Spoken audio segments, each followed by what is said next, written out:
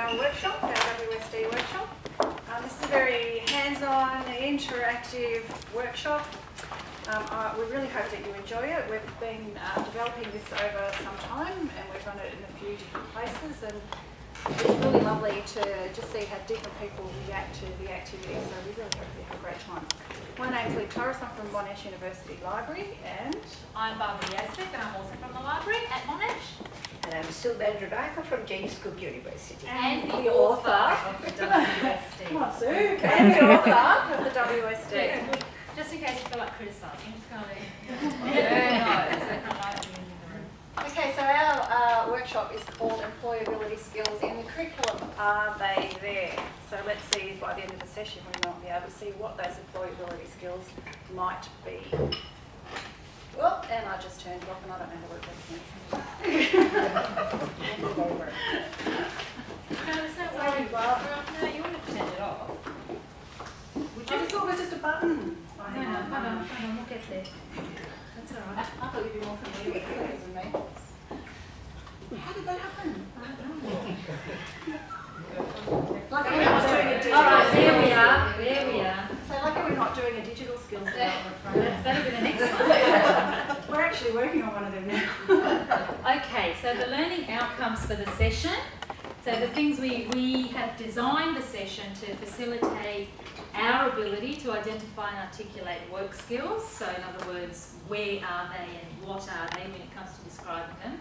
Explore how work skills can become an explicit element of curriculum design, because we all know that we want to teach them in degrees, particularly undergraduate degrees, but do we and do they fit anyway? Explore how work skills can be used in work-oriented learning experiences like placements or internships. Interpret the relationship between students' work skills development and learner autonomy, because as we all know, one of the strengths of the RSD is that it introduces the levels of autonomy in a taxonomy or in a skills taxonomy. There's lots of skills taxonomies out there, but very few of them have an autonomy dimension. Right? And demonstrate applications of the WSD in teaching and learning and professional practice. So here we're going to draw on Sue's experiences at the University of James Cook and one of our examples from Monash University. Okay, so first off the ranks. On your tables you'll find a sheet of butcher's paper. Now it's up to you if you want to do this in groups of 3 or do this in groups of 6. Really up to you. But your job is to use the coloured markers on your table to draw your interpretation of the work. What decisions your group decided, what decisions your group made in order to put this pictorial representation together. First group, you've got numbers on your table, so put your hand up if you're ready. Okay, up the front, group 1 please. Do we just get up? Briefly. We just stay. Oh, I'm sorry. Do you want me to hold these up? Yeah, kind of. Yeah. Okay. Yes, Basically, hold the picture up. we have a non-gendered student. We did not worry about that. But essentially, this is a student who, I'll just kind of go from top down, certainly have some communication skills. These are generally kind of oral ones, why we put blah, blah, blah. And also some critical thinking skills to understand fake, fact, analysis, and be able to analyze what reality is.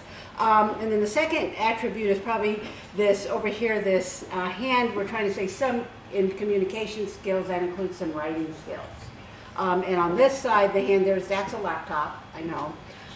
That really the ability to connect to the world, that's the world over there, using the internet. And then probably the next big element was the heart here, because we talked about discipline, and either motivation or tenacity, with the idea that a person may not have all the skills, but with tenacity you can overcome a lot. The will, to want to move forward or to get there, some degree of readiness, and also we talked quite a bit about the ethical qualities, that it's really important that a student be in a position to really ethically think about what they want the world to be and what their role is. Fantastic. Thank you. Thank you, table 1. Can we have another table share their picture with us, please? Great. Table 5.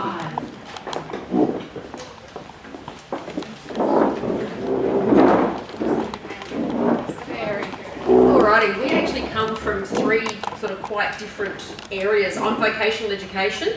Another colleague here works with PhD students, and another colleague wheel engineering. is with engineering students. So sort of 3 very different levels. But one of the first things we did was we made a suitcase, but the suitcase is on wheels. And the student at any level is taking their skills, taking their knowledge with them. But we also thought it's important to have a backpack. So depending on where they are, what they're doing, they can pull out of the backpack what I need for this current day, this current position. We've also looked at sort of making sure that they've got lots of ideas happening, communication. They may also be required to wear many different hats, again, depending on the role that they're picking up. They need to be resourceful, agile, so they've got a nice large watch. A collaborative team player. They've also got their runners on, because again, they're hitting the road running. There's no point going, yay, I've graduated, and now I've got to get work ready. So they've got to be able to hit the road running, and again, have that experience, and to be networked. Thank you. Thank you.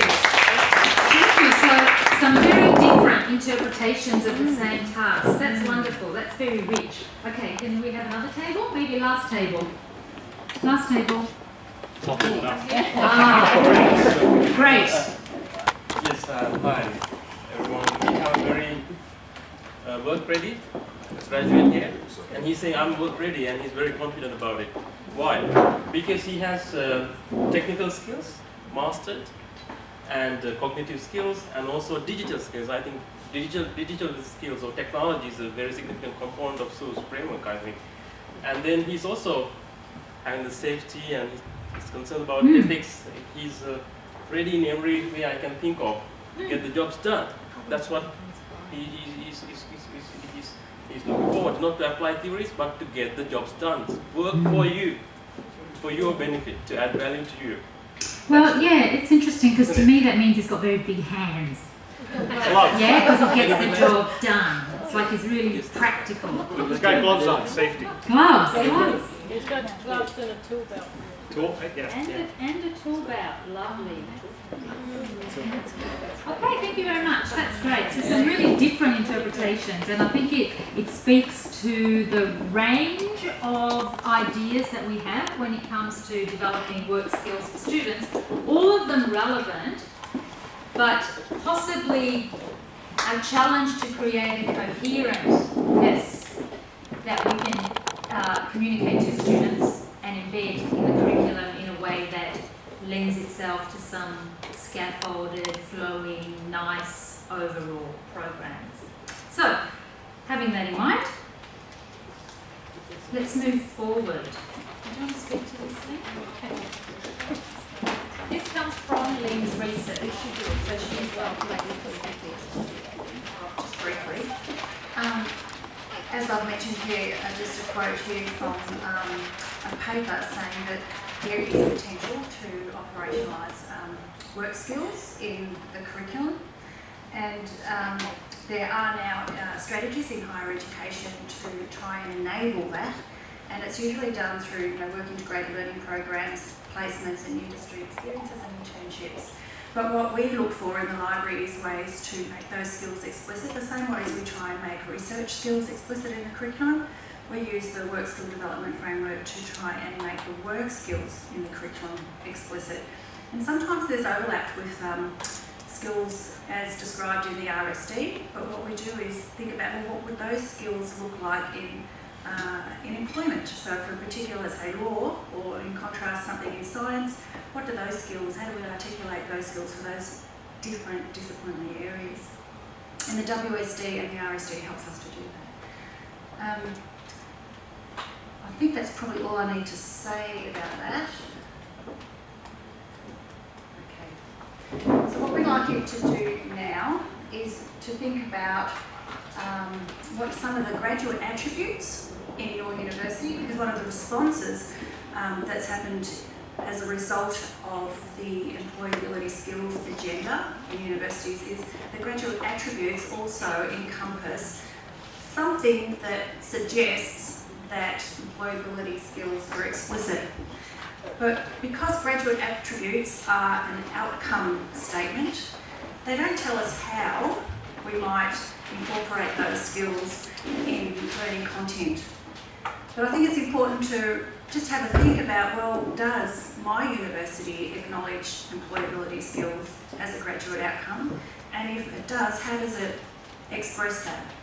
And then just have a little think about, well, how would I go about making them more obvious in the curriculum? 4 minutes? For 4 minutes, tell the people on your table what some of the graduate attributes of your university are. My guess is that you should have a lot in common. 4 minutes.